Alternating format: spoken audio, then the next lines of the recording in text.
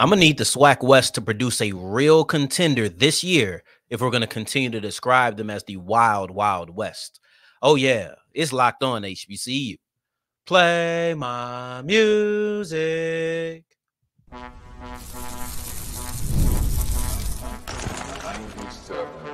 You are Locked On HBCU, your daily podcast covering HBCU sports. Part of the Locked On Podcast Network, your team every day.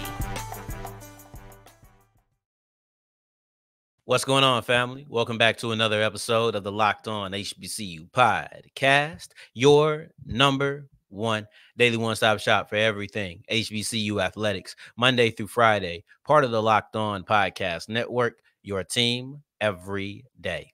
And I, of course, am Darian Gray, a.k.a. the Mouth of the South, Texas Southern alum and former TSU Herald Sports editor and current contributing writer at USA Today's Saints Wire. Thank you for going on this journey with me. Make a Locked On HBCU your first listen of the day, every day. And remember, just because the mic cuts off does not mean that the journey is over. Just means it's time to follow me on Twitter at South Exclusives. Starts with an S and ends with an S. Today's episode is brought to you by Gametime. Download the Gametime app, create an account, and use the code LOCKEDONCollege to get $20 off your first purchase. We'll wrap up today's episode with some real nice quotables from CIAA Media Day, because I love some of the things that I heard from some of these coaches. Prior to that, we'll take a look at Tennessee State because they have 12 players on the Big South OVC players to watch list. We'll also break down what the players to watch list is, because that's a little bit abnormal from what I'm used to seeing in preseason polls and things of that nature. But we'll kick off today's episode with the Wild, Wild West. Or at least that's what they've been calling the SWAC West for a couple of years. And I understand that it's alliteration. I understand that the Wild, Wild West is a thing with the Cowboys and X, Y, and Z. I understand that. But I'm going to say this. I need the SWAC West to produce a real contender this year before I just start feeling like that's something catchy that we call them. Because I haven't seen a real contender out of the West in a minute. Over the last 3 years, I have not seen that. Now, the SWAC has had an S tier, right? If you're familiar with some of the rankings, I don't know if this is really a thing anymore, but at one point, rankings on social media were a big deal. You would rank restaurants, you would rank burger styles, you would rank breakfast foods, you'd rank teams, players. Like, it was just everywhere for a period of time. You couldn't get away from rankings, and that was the popular thing to do. It was in these moments that I found out what an S tier is, and that's above an A. That's the highest you can be. Over the last 3 years at least, and I'm speaking only on the last 3 because that's when I was covering this team. You got to understand, not too long ago, I was in school. And when I was in school, I was Texas Southern and only Texas Southern. That's all I was really focused on. I kind of knew who was good, kind of didn't. I was focused on my school only. So as I've paid attention to the entirety of the conference over the last 3 seasons, I haven't seen the West be a wild, wild West in a minute, right? Like, I do remember when Grambling and Southern were fighting it out in the Bayou Classic for who could go to the SWAC championship. I do remember those days. But over the last 3 seasons, where has that been? Because over this time span, I've seen 1 or 2 teams every single year in that S tier. And those teams were always from the East. In 2021, it was Jackson State and FAMU. In 2022, it was Jackson State and FAMU. In 2023, it was FAMU by themselves. But it was never anybody else in that group. Even if we felt like somebody was clawing their way up, even if we felt like somebody was reaching up there, I don't think you can say anybody else was there. I remember, I think it might have been 2021. I feel like Alabama State played FAMU and Jackson State very close. I could be wrong, but I feel like they played those teams close that year. Or no, I think it was 2022, excuse me. I don't know. I think I said 21 the first time. I think it was 2022. It was the first year of Eddie Robinson's run, if I'm not mistaken. They played Jackson State and FAMU very close. I would say they were up there, but they weren't a part of that tier. No matter how close they were in those games, it was Jackson State and it was FAMU, and then it was everybody else. This needs to change in 2024 because I do feel like it's very open. You heard me come on here Wednesday and say that it's the year of the Hornet. You heard me come on Wednesday and tell you that Alabama State is predicted to win the SWAC East. You always have somebody who's predicted to win the East and the West, of course. But that's where that came from, and I feel like that's the team that I'm really jumping on that hype train and saying I think that Alabama State can be the team to win it all this year as far as the conference, and we'll see what happens with the MEAC and the Celebration Bowl. But at the same time, this ain't like last year, ain't like the year prior.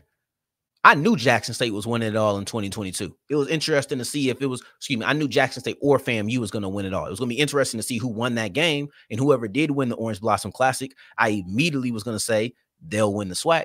Last year, I knew it was going to be FAMU. Everybody knew. We could try to argue depending on who you were allied with, but I think we all had a strong feeling that it was going to be FAMU. This year, I feel like it's up for the grabs. I don't know if anybody walks in with the utmost confidence of I just know it's going to be that team. And I say this as a Texas Southern fan who knows it's not going to be his team. I know it's not going to be my squad who is just like, that's for sure the winner. If we do and we surprise some people, boy, I'll be excited and you'll get tired of hearing me talk about it on this show. But it's a different type of setting. So now because everything is open, I'm looking directly at the West. You can't be miles away from the top dogs in the East. And that's what I realized. It's not that the West is just garbage. It's not hot garbage coming out the West. It's just that they don't have a top dog. There needs to be a Western representative in that top tier. Because if I'm going to compare not the bottom of the barrel against the bottom of the barrel, I'm comparing the top dogs. So if I feel like Southern ain't had no chance when they faced Jackson State, PV didn't have no chance when they faced Jackson State or FAMU, I'm going over the last 3 years. They didn't have a chance. I can't enter the SWAC championship again and feel like, oh, yeah, that's for sure the East.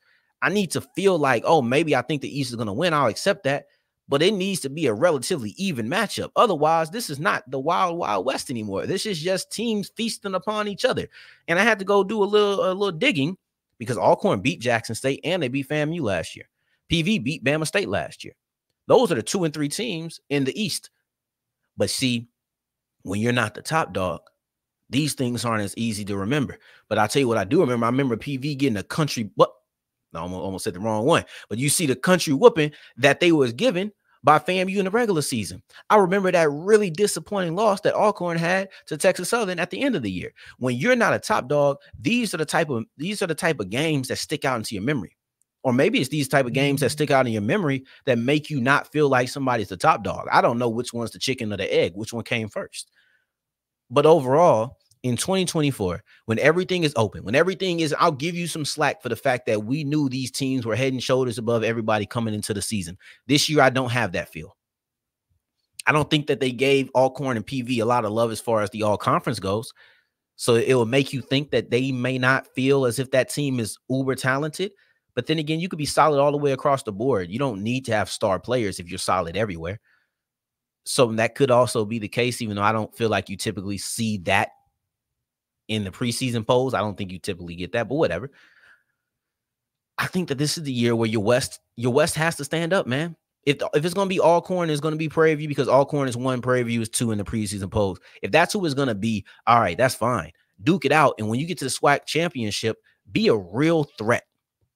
Because I'll tell you this, if for another year, I don't care if it's Alcorn, I don't care if it's PV, I don't care if it's you, I don't care if it's us,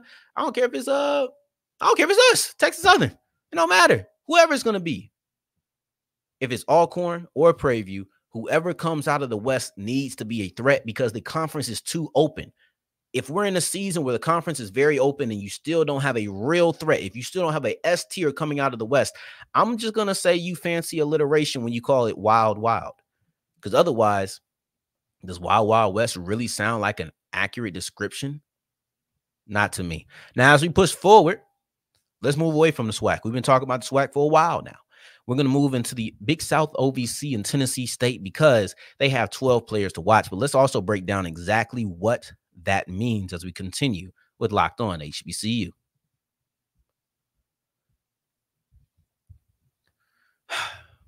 Take me out to the ball game. Take me out with the crowd. Buy me some peanuts and Cracker Jacks. With Game Time, you always can go back, so it's low prices for, I don't know. Anyway, I'll continue this song at some other time. I'll put it together. That was just a little freestyle off the top of the head with a little bit of prep before.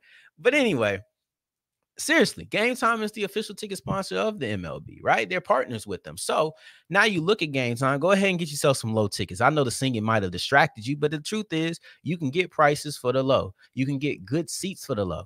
And you can also see exactly where you're seated before you buy the ticket. You can get your view of the field. You want to be by third base. You want to be by first base. You want to be in the outfield. You want to try to catch a home run. Maybe you're behind the plate and hoping that you can catch a foul ball. All I know is that it doesn't matter where you want to sit. Gametime is the place to get your ticket. So go to Gametime, download the app, create an account, and use the code LOCKEDONCollege to get $20 off your first purchase. Take advantage of the zone deals, flash deals, and everything in between. Go to download the Gametime app, create an account, and use the code LOCKEDONCollege for $20 off your first purchase.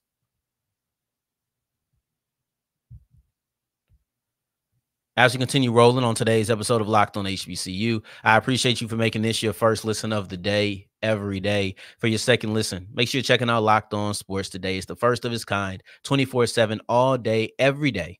Live sports network on YouTube. So go ahead and go to Locked On Sports Today and subscribe. We're looking at Tennessee State because the Tigers have 12 players on the Big South OVC players to watch list. And that conference merger, they've led to doing some things quite differently. They don't exactly operate like conferences I've seen.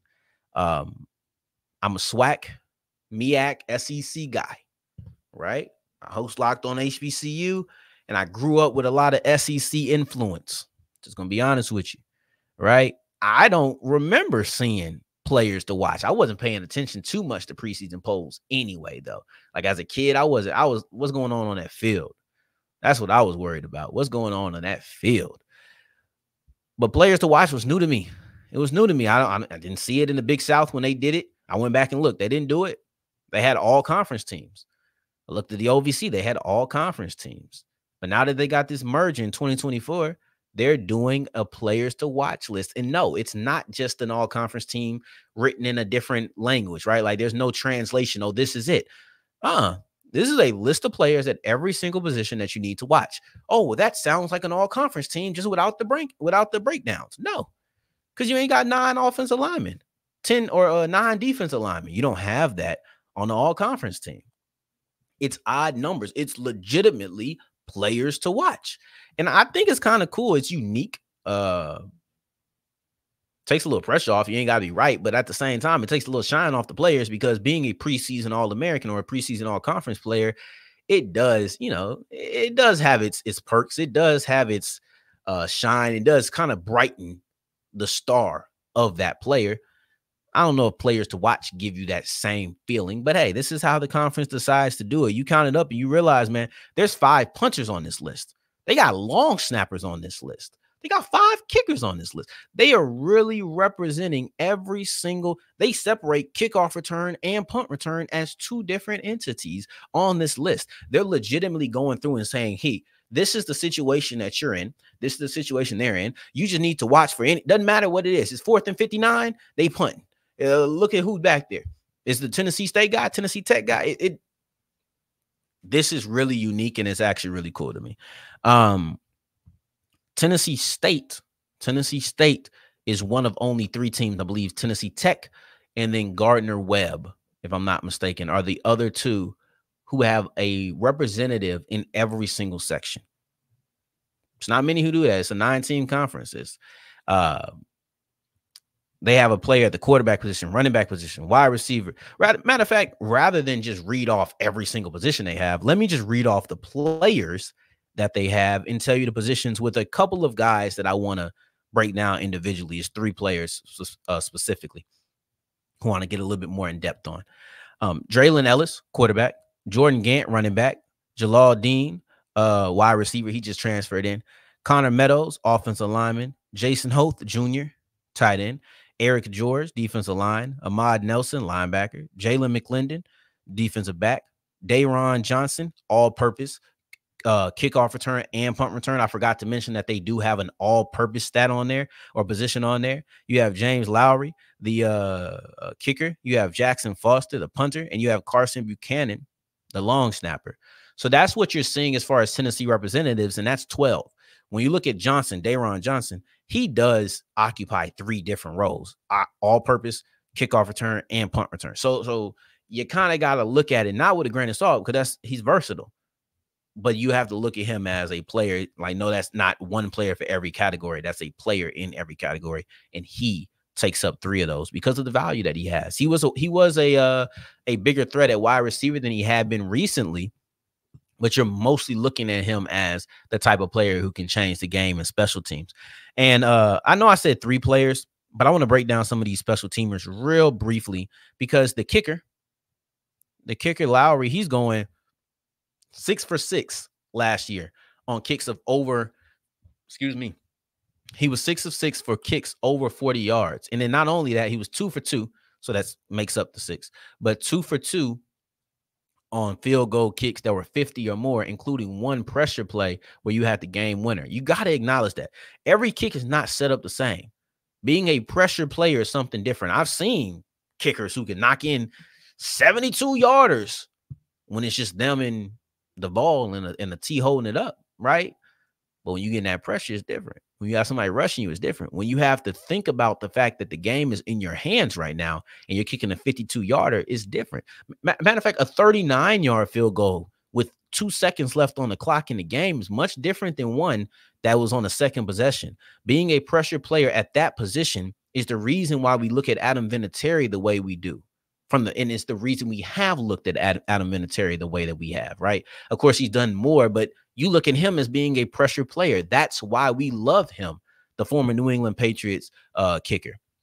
Now, the punter, you also have to look at it as somebody who had the most kicks inside the 20-yard line on last year's season. So this is strong defensive and offensive, technically, but whatever. I'm in here trying to sound smart and whatnot. Let me just say what I'm trying to say. When you look at the kicker, you see a pressure player who has a strong leg and has distance and has consistency from distance. So you feel like as long as you can drive the ball down the field, you know that I'm going to get 3 because I know I can rely on Lowry. Then you look at the punter, and maybe I can't get down the field, but I can get to about the 40, 50-yard line. All right, well, we're going to call up Foster's name, and we're a little too far to kick the ball. We wish we could have got farther down the field, but we know that Foster has the ability to pin his opponents inside the 20-yard line because he did that more times than any other punter in the Big South OVC did last year. So this is what I'm saying when I'm looking at the special teams. Then you also add a guy like Johnson, who's a returner, who once it's time for you to get the ball back, he can set you up with better field position. The special teams of Tennessee State is going to be a threat because those are where the hidden yards really do lie. And those are where the subtleties of the game really do lie that people don't really pay attention to, but we know how important that it is. Now you continue and you look at Draylen Ellis, the quarterback. I want to see how much of the reins do they give him this year because there was a lot of hot potato with the ball. It was a lot of hot potato, with the starting position, not necessarily with the ball, even though they did have some of their turnover issues. You're looking at Draylen Ellis as a quarterback who you brought over from within the conference. Can he be your guy all year long? Health willing, of course. Can he be that guy for you this year? I'm certainly looking to see if he has. I've heard great things. I've heard that he's had a strong command of the offense during the spring season. I've heard that he's had strong leadership moments. So we'll see if he's able to put that together once the regular season starts. Then you have Jordan Gant, who is right there by his side in the backfield at running back. Freshman All-American, double-digit touchdowns for the first time in I think since 2012, if I'm not mistaken. So you're looking at about over a decade. Yeah, over a decade since the last Tennessee State running back has had double-digit touchdowns. This is impressive from Gant. And then lastly, you have Eriq George. Obviously, we know who son he is because of the last name and the institution. But he's stepping into some big shoes, and it has nothing to do with his pops. When you look at the pressure that may be on Eriq George this year, no, it's not about living up to the legacy of Eddie. It's not about your dad being a head coach. It has nothing to do with that, at least for me. What it has to do with the fact is Terrell Allen was the National Defensive Player of the Year. You, as Eriq George, were the Big South OVC Freshman of the Year. You're replacing the Buck Buchanan Award winner. What are you able to do to replace him? Because those are some big shoes. Put your dad to the side. These right here are big shoes that you're going to have to fill on that defensive line as far as being a generator of pressure. So those are the players that I'm looking at in addition to the punter and the kicker. I just wanted to highlight them, but I wanted to specifically highlight and zone in on Gant Ellis and then also George. Now, as we push forward, we have some really interesting quotes from CIAA Media Day. I love it. I'm going to start off with one from Bluefield State head coach, Coach Morgan, and about how he's not very superstitious. So let's do that as we continue with Locked On HBCU.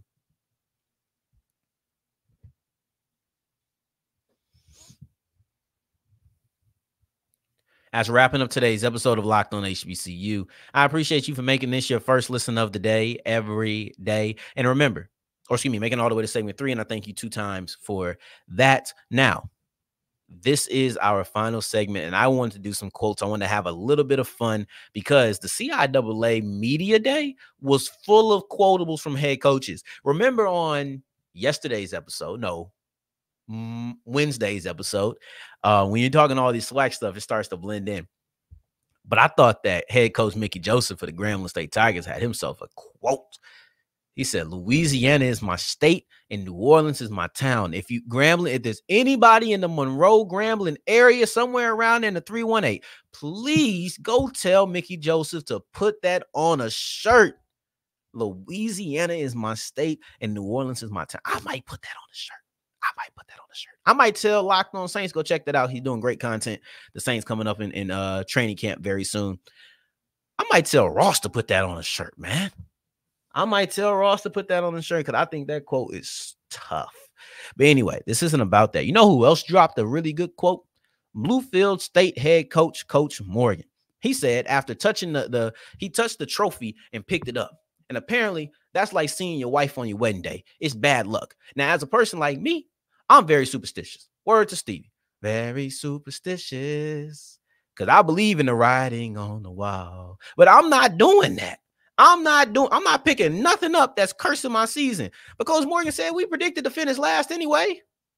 We didn't win no games in conference last year anyway. What's the point in me being superstitious? I'm going to pick this trophy up and I'm going to raise it. And I'm going to drop a quote that was tough. He said, "I don't believe in luck now. Preparation means the opportunity is supposed to happen. I'm supposed to be here. I was supposed to touch the trophy. That's how we feel. We ranked last in the CIAA predicted order finish. So what have we got to lose? Remember, when you come to Bluefield, we come to play you. The rent is due."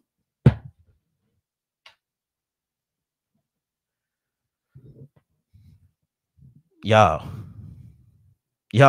He said, I was supposed to touch the trophy. I'm supposed to be here. Well, yeah, I mean, technically you are supposed to be here because it is conference media day. So you are supposed to be here. He said, I'm supposed to touch this trophy. I'm a winner.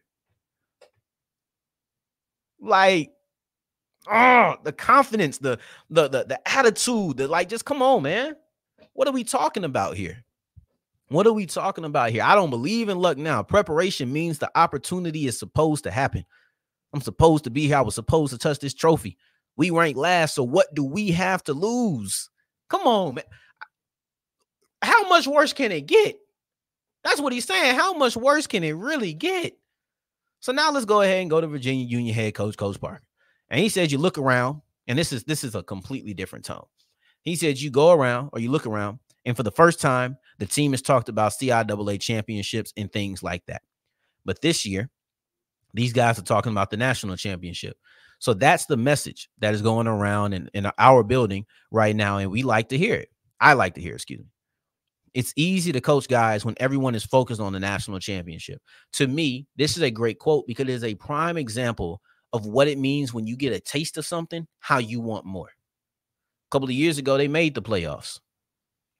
Didn't win that CIAA title, though. So you come back the next year, I'm still looking for the title because at the end of the day, every single season, you want to win the title.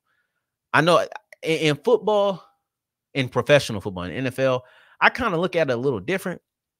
I kind of view Super Bowl as paramount in the first concern. I should say it's the most important concern, but I don't necessarily always view the most important as the first because you got to get through certain checkpoints before you get there, right?